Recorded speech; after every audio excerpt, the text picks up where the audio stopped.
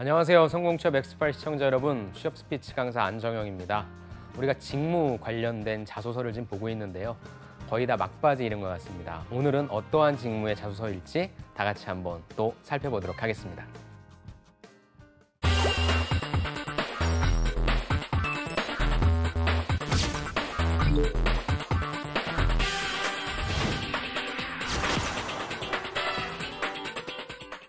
네, 여러분, 직무별 자소서 오늘은 하반기 때 아마 지금 여러분들 하반기 준비하고 계실 텐데 가장 많은 또 역대 최대 규모의 채용이 이루어진다라고 하는 은행입니다.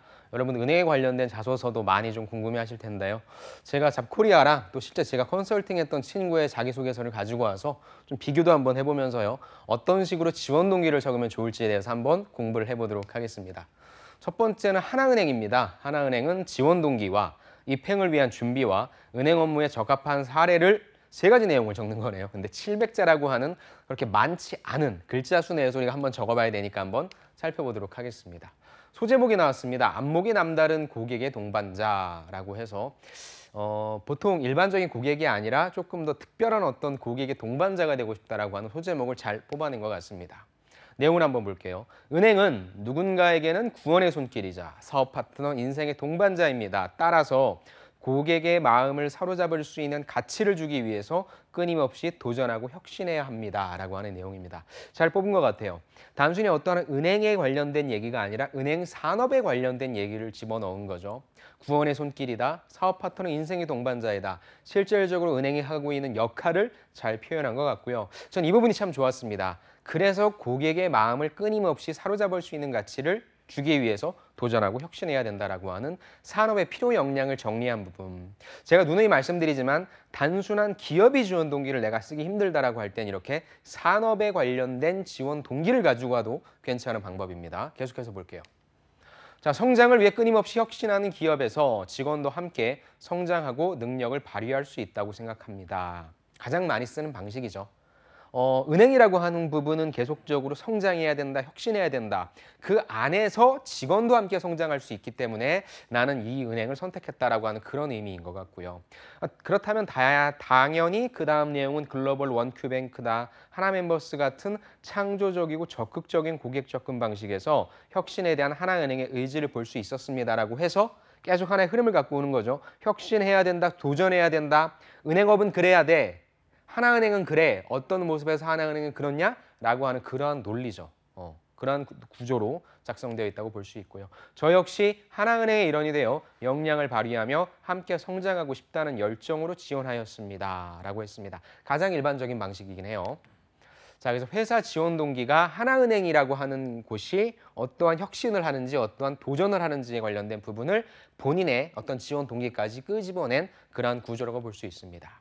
자, 고객에게 금융상품을 판매함으로써 성과를 내는 행원에게 가장 필요한 것은 첫 번째는 금융시장에 대한 이해와 관심이다. 두 번째는 최적의 금융상품을 제시할 수 있는 분석력, 고객 친화력이라고 생각합니다. 뭐예요? 은행원에 관련된 내가 하나은행에서 근무한다고 한다면 적어도 두 가지 역량은 필요하다라고 본인 스스로 내린 정의죠. 즉 직무 필요 역량을 정의를 내리는 부분이에요. 즉 이지원자 같은 경우에는 회사의 지원 동기는 어떤 기업에 관련된 내용을 바로 끄집어내기보다는 산업적인 내용이 있어서의 어떤 이슈를 던졌고요. 직무 같은 경우에도 어떤 직무 본인의 지원 동기를 얘기하기보다는 이 직무를 하기 위해서는 첫 번째 무엇이 필요하다, 두 번째 무엇이 필요하다라고 하는 필요 역량을 먼저 정의를 내렸다는 거죠. 저는 분명히 본인의 이제 얘기가 나오겠죠. 재테크에 관심이 많아서 주일에 새로운 가업계 금융상품 정보를 정리했고 다양한 금융사의 금융상품 트렌드를 파악했습니다. 또한 아르바이트 경험을 통해서 분석력과 사교성을 검증받았습니다. 좋아요. 만약에 이 지원자 같은 경우에 지금 700자밖에 안 되니까 일반적인 내용들을 적어주는 것 같은데요. 저 같으면은 이 부분에 대한 내용이 좀 디테일하게 나와 줄 것 같아요. 나는 재테크에 관심이 많다. 사실 저걸 왜 재테크로 잡았는지도 모르겠어요, 저는.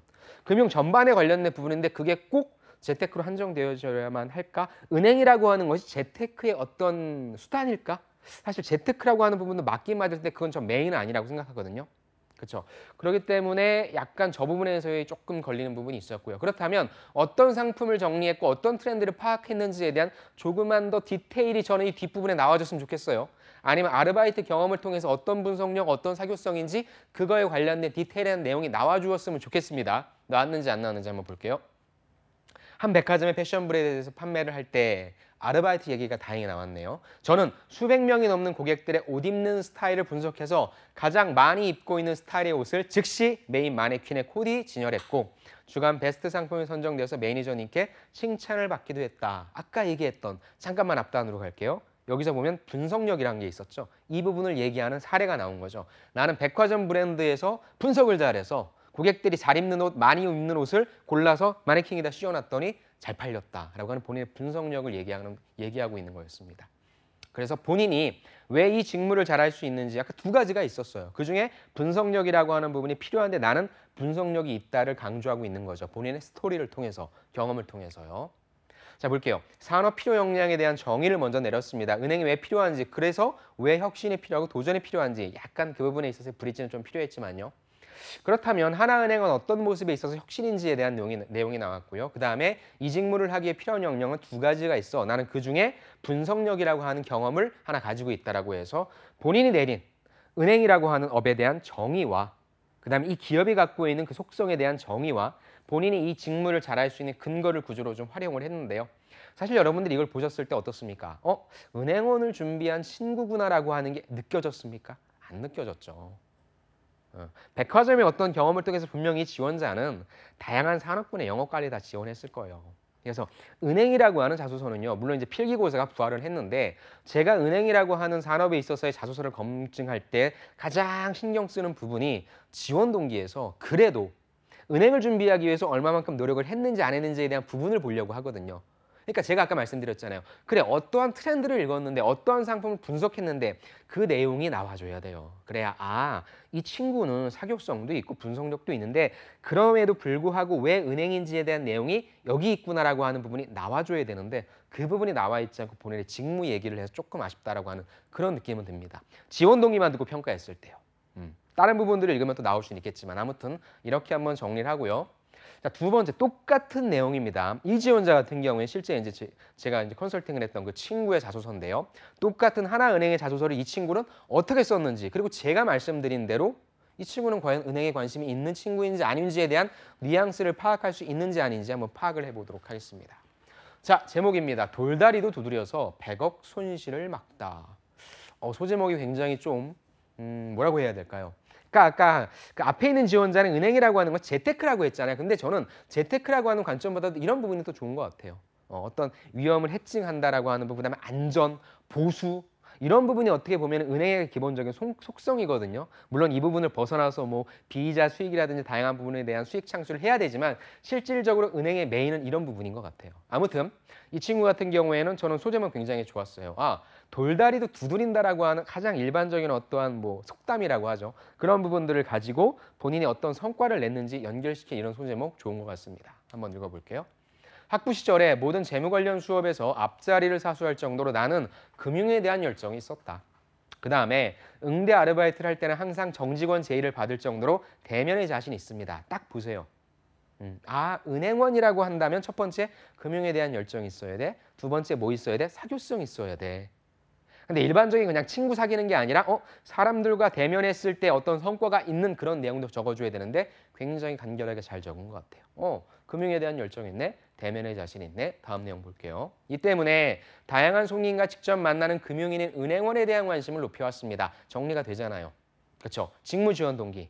은행원이라고 한다면 첫 번째 금융에 대한 관심이 있어야 됩니다. 두 번째 대면에 강해야 됩니다. 왜? 그게 금융인의 역할이거든요. 그래서 나는 이걸 잘한다, 이걸 갖고 있다 라고 하는 부분에 대한 직무 지원 동기를 밝혀줬죠. 자, 그렇다면 은행원을 꿈꾸면서 손님이 가장 원하는 것은 뭘까? 그건 금융에 대한 전문성과 신뢰라고 생각했습니다. 그럼 그 다음 내용은 뭐가 나와야 돼요?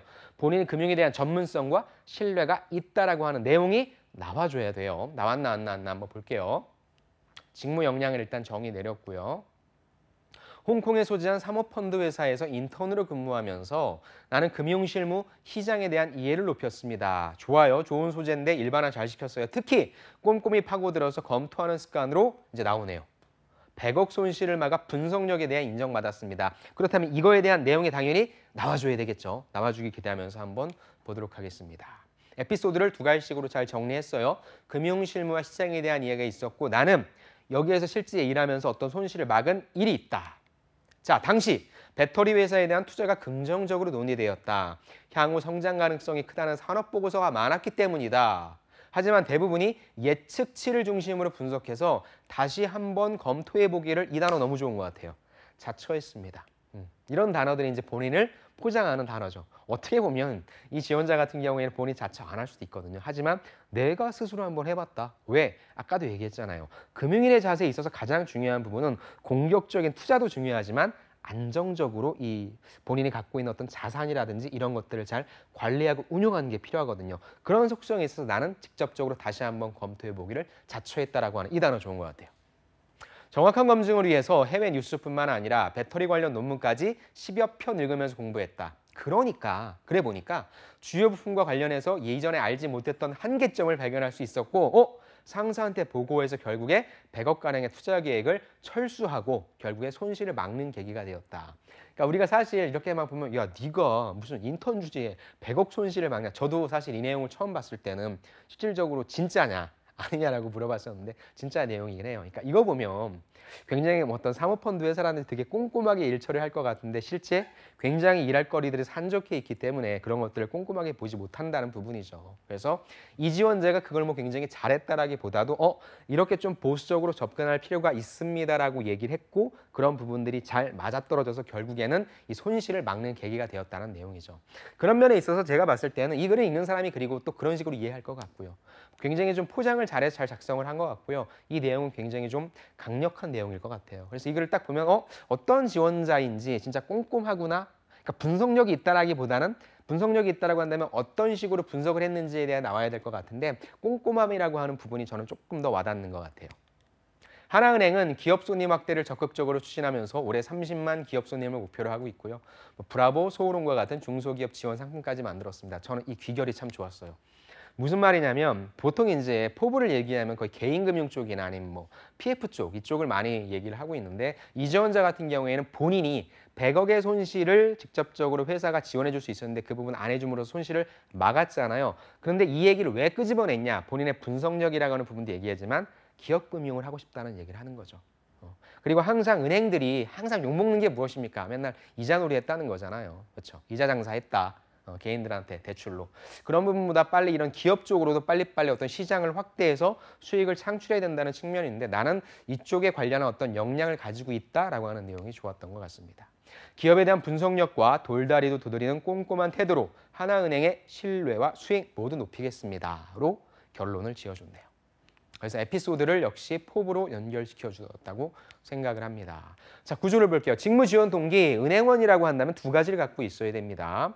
그 다음에 이 은행원 하기 위해서는 분석력, 꼼꼼함 뭐 이런 것도 있어야 되고요. 나는 그중에 분석력, 꼼꼼함을 갖고 있습니다. 그리고 그 부분들을 자연스럽게 기업금융을 하고 싶다라고 하는 포부로 연결시켰죠.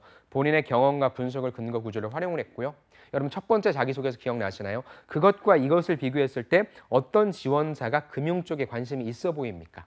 첫 번째 지원자가 못 썼다는 건 아니에요. 하지만 첫 번째 지원자는 꼭 은행이어야만 했을까? 여기저기 다 지원을 했구나. 하지만 두 번째 지원자 같은 경우에는 그래도 이 지원자는 금융이라고 하는 것에 있어서 꼭 은행이 아니더라도 금융 쪽, 금융산업 쪽에 있어서 관심은 좀 있었고 그쪽을 조금 더 준비했구나라고 하는 인상을 줄 수밖에 없는 거죠. 물론 그렇다고 첫 번째 지원자가 뭐 디메리트가 있는 건 아니지만 그렇죠. 모든 자기소개서는 어찌됐건 시간이 없으니까 그래도 가급적 우리 산업, 우리 기업 아니면 그 직무에 관련된 관심을 표방한 사람이 훨씬 더 매력적인 건 부인할 수 없는 사실일 겁니다. 세 번째, 신한은행 갈게요. 자, 1200자입니다. 지원 동기 써야 되고요. 포부 써야 되고요. 성장 과정 써야 됩니다. 참고로 말씀드리면 은행 자소서는 계속 많이 바뀌어요. 또 워낙에 어렵기도 하고요. 그래서 이 부분들이 지금 좀 약간 다릅니다라고 말씀해 주실 수 있는데 그 부분은 좀 반영해 주시고 봐주시길 부탁드립니다. 아무튼 지원 동기와 포부 어차피 한 세트니까 넘어가고요. 성장 과정이니까 저 같은 경우에는 이렇게 쓸 것 같아요. 여러분들 보통 지원 동기 쓰고 포부 쓰고 성장 과정 쓸 텐데 이 성장 과정을 여러분들이 금융에 대한 관심을 어떻게 갖게 되었는지 어떤 수업을 통해서인지 경험을 통해서인지 그런 식의 성장 과정을 써주시면서 내가 왜 신한은행인지 그 다음에 내가 신한은행에서 무엇을 하고 싶은지로 엮으시면 돼요. 여러분들 이런 순서로 나오면 꼭 이런 순서대로 쓰시더라고요. 그러지 마세요. 성장 과정 크게 두 가지로 쓰세요. 첫 번째는 여러분들의 그냥 가치관이나 생활 신조를 가지고 있는 성장 과정을 써주셔도 되고요. 사실 근데 관심 없잖아요. 기업에서 관심 있는 건 이 글을 읽는 사람이 읽는다면 관심 있는 건 뭐예요? 이 친구는 어떤 식의 성장 과정을 거쳤길래 우리 산업, 우리 기업에 관심이 있었을까? 그 부분이 훨씬 더 관심이 있으니까 만약에 여러분들이 적으신다면 그러한 구조로 작성해 주시는 게 조금 더 나을 것 같습니다. 한번 볼게요. Here for the people human bank. 사람들, 여기에 사람들을 위한 휴먼 뱅크가 있습니다. 뭐 이런 뜻이겠네요. 어떤 내용일까요? 은행의 백오피스인 인사팀에서 일하면서 금융업의 현황과 가고자 하는 방향에 대한 논의를 자주 했습니다. 좋은 것 같아요. 자, 그렇다면 금융업의 현황과 가고자 하는 방향이 무엇이냐? 4차 산업혁명으로 사람이 설 자리가 점점 줄어들고 있는 지금 고객과 직원들을 인간답게 대해야 됩니다. 저는 사실 이 부분을 보면서 좀 많이 읽어봤어요. 내가 이해를 잘 못하는 건가? 저는 약간 좀 논리적으로 말이 안 되는 것 같아요. 그러니까 4차 산업혁명으로 가면서 점포가 많이 줄어들고 있는 건 사실이잖아요. 오케이, 그건 알겠어. 근데 그것 다음에 어떤 결과가 고객과 직원들을 인간답게 대해야 된다라고 하는 게 너무나 고차원적인 내용이라 어떤 연관성이 있을까? 저는 아직 좀 의아합니다. 자, 고객과 직원은 인공지능과 같은 기계가 아닌 사람입니다. 우리가 이건 모르는 건 아니거든요. 어떤 내용이 나올까요? 그래서 이 내용의 의미는 무엇인지 저는 계속 이제 여기에 약간 좀 제 의구심을 좀 풀어줘야 될 것 같아요. 굉장히 고차원적인 얘기라. 자, 이 부분. 그래서 여기서 했던 내용을 저는 좀 다시 좀 정리를 좀 해줬으면 좋겠고요. 저는 업계 1위인 신한은행에서 은행의 최전방이자 이미지를 좌지우지하는 영업점에서 일하고 싶습니다.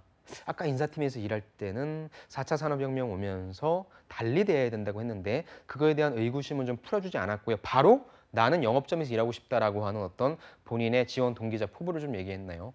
저는 시달 문서들을 매일 확인해서 업무에 적용할 것이고 내방하는 고객들에 대한 프로파일을 작성하여 각 고객에게 맞는 서비스를 제공할 것입니다. 제목 기억나세요? 입사 지원 동기를 쓰고요. 그 다음에 포부를 적으라 그랬죠. 제가 보니까 바로 이 친구는 포부를 적은 것 같아요. 나는 뭐 하고 싶냐면 최전방에자 오케이. 근데 이미지를 좌지우지하는 영업점에서 일하고 싶다. 거기서 뭐 하고 싶냐? 업무에 적용하겠다. 프로파일 작성하겠다. 맞는 서비스를 제공하겠다. 틀린 내용은 아닌데 이게 내용이 연결이 안 되는 것 같아요. 그리고 너무나 일반적인 내용인 것 같아요.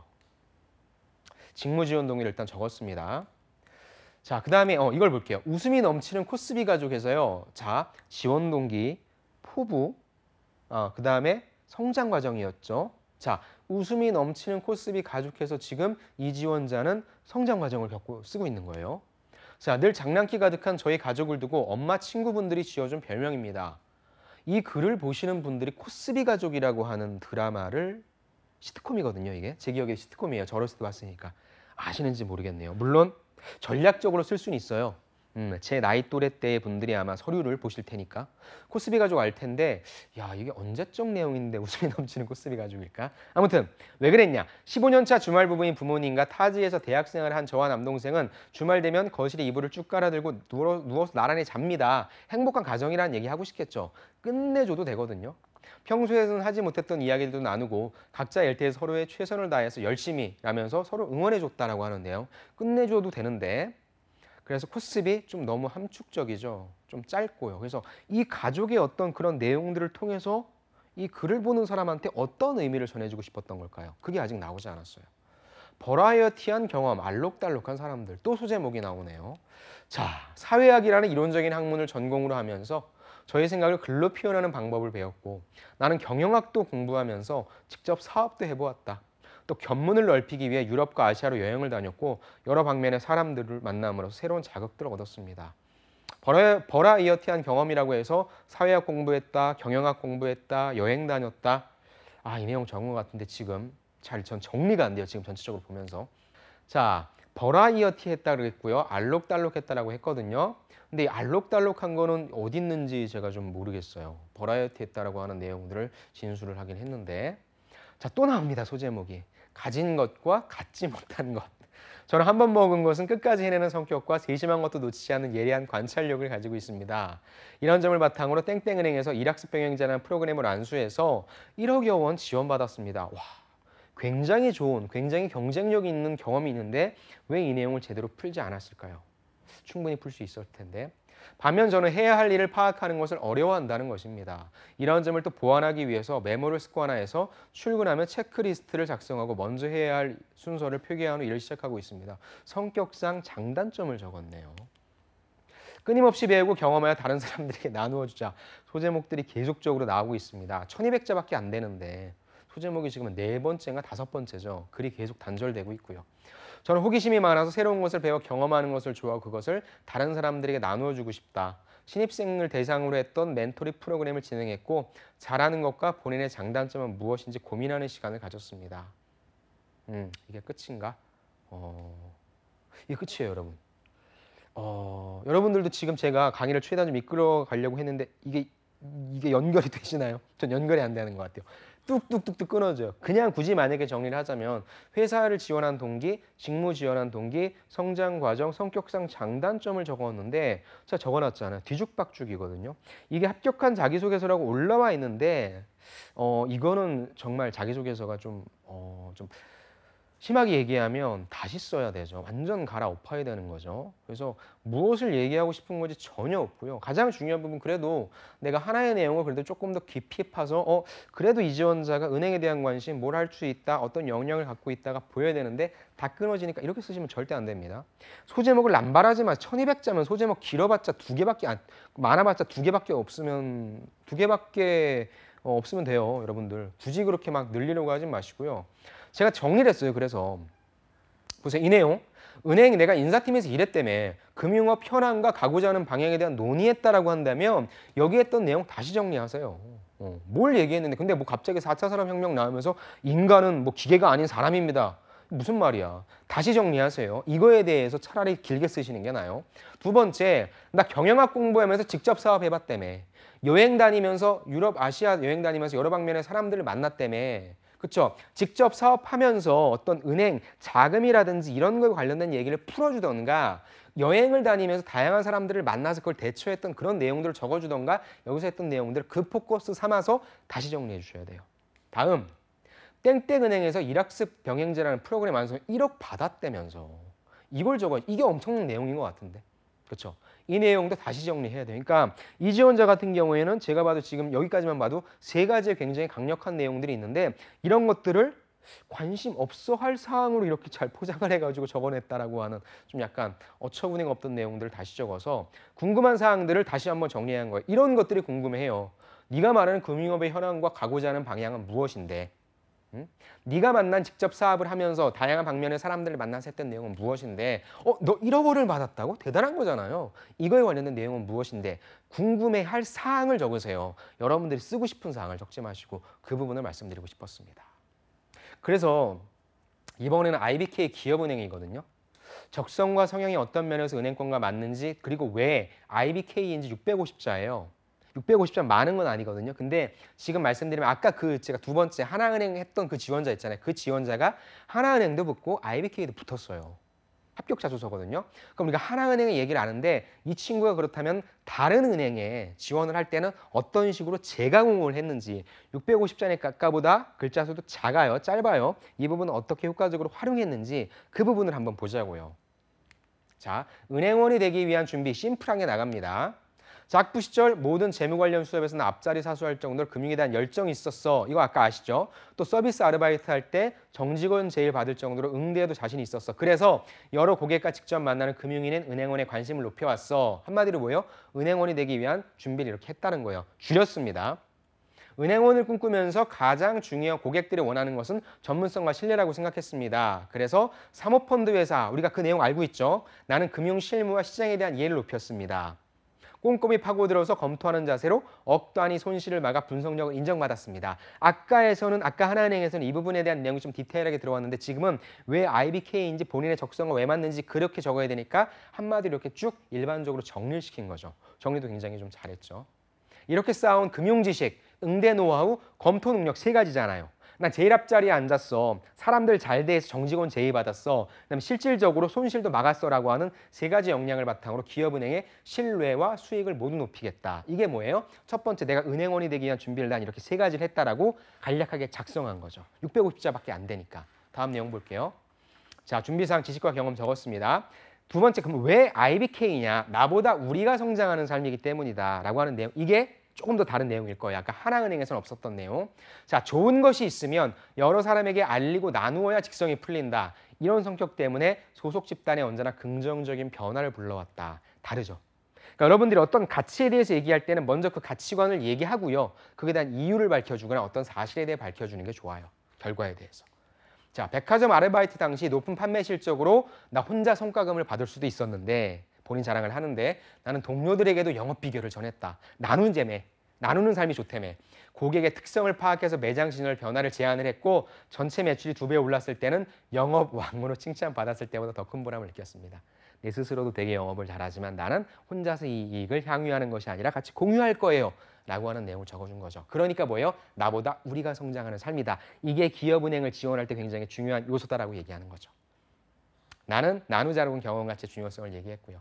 기업은행 청년 인턴 당시에 꿈꾸는 공동성장을 느낄 수 있었다. 지점 내 멘토 제도로 직원 간 협력을 여러 중소기업을 지원하면서 사회적 영향력을 다하는 모습을 직접 보았다. 또 고객 그리고 동료들과 함께하면 또다시 긍정적 변화를 만들어 나가겠다. 기업은행이 가지고 있는 속성이 이윤도 있지만 공공적인 성격이 강하기 때문에 나보다 우리, 그쵸? 나 혼자의 소유가 아닌 독점이 아닌 공유의 가치를 좀 실현하고 싶다라고 하는 내용을 잘 풀었고요. 그거에 대한 사례로서 본인의 백화점에서 있었던 그런 어떤 영업적인 성과 그 부분을 잘 포장을 했던 내용입니다. 그래서 기업은행과 브릿지를 시켰죠. 그래서 이 지원자 같은 경우는 아까 하나은행에서 본 것처럼 직무준비상 지식과 경험을 했다. 그다음에 이 부분이 조금 메인이 되는 거죠. 근데 너는 왜 하나은행 갈 수 있는데 왜 IBK야? 내 생각엔 난 같이 나누고 싶거든. 그 가치가 중요하거든. 그래서 에피소드를 들어서 본인도 자랑할 수 있고, 그렇죠? 그다음에 가치도 자랑할 수 있는 두 가지를 얘기했고요. 그 부분은 IBK와 연결을 시켰습니다. 이렇게 해서 본인이 왜 IBK 기업은행을 지원하는지에 대한 경험을 통해서 설득력을 짧은 글자 수로 확보를 할 수 있었습니다.